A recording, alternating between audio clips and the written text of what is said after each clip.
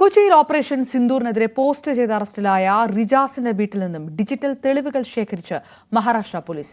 പെൻഡ്രൈവുകൾ, ഫോണുകൾ തുടങ്ങിയവയാണ് പിടിച്ചെടുത്തത്.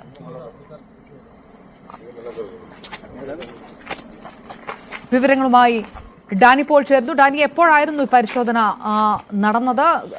ഏത് തരത്തിലാണ് മറ്റ് നടപടിക്രമങ്ങൾ പുരോഗമിക്കുന്നത്?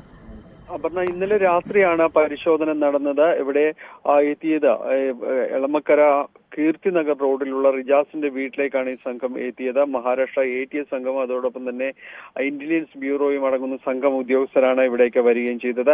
മണിക്കൂറുകൾ പരിശോധന നീണ്ടു നിന്നിരുന്നു. ഇവിടെ നിന്ന് ഇവർ റിജാസ് ഉപയോഗിച്ചിരുന്ന പെൻഡ്രൈവുകളും ഫോണുകളും ഒപ്പം ചില പുസ്തകങ്ങൾ കൂടി പിടിച്ചെടുത്തിട്ടുണ്ട് എന്നതാണ് മനസ്സിലാക്കാനായിട്ട് സാധിക്കുന്നത്. കഴിഞ്ഞ ദിവസമാണ് ഇയാളെ മാധ്യമപ്രവർത്തകൻ ആക്ടിവിസ്റ്റുമായ റിജാസ് ഷീബ സിദ്ദീഖിനെ നാഗ്പൂരിൽ വെച്ച് മഹാരാഷ്ട്ര പോലീസ് അറസ്റ്റ് ചെയ്യുകയും ചെയ്യുന്നത്.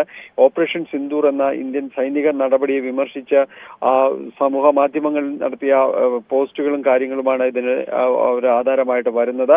ഇന്ത്യൻ ഭരണകൂടത്തിനെതിരെ യുദ്ധം ചെയ്യാൻ ആഹ്വാനം ചെയ്തു എന്ന ആ രീതിയിലുള്ള കുറ്റകൃത്യങ്ങളാണ് അതിൽ ചുമത്തിയിരിക്കുന്നത്. എന്നാലും കഴിഞ്ഞ ദിവസങ്ങളിലാണ് ഈ പരിശോധന നടന്നിരിക്കുന്നത്.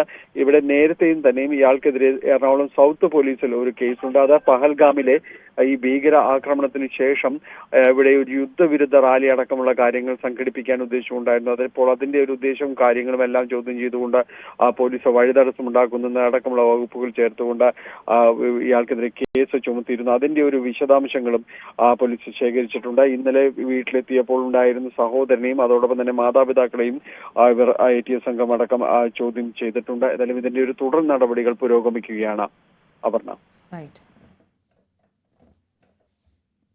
ഡാനിപ്പോൾ വിവരങ്ങൾ നൽകിയത്. ഓപ്പറേഷൻ സിന്ദൂറിനെതിരെ പോസ്റ്റ് ചെയ്ത റിജാസിന്റെ വീട്ടിലാണ് മഹാരാഷ്ട്ര പോലീസ് പരിശോധന നടത്തിയത്.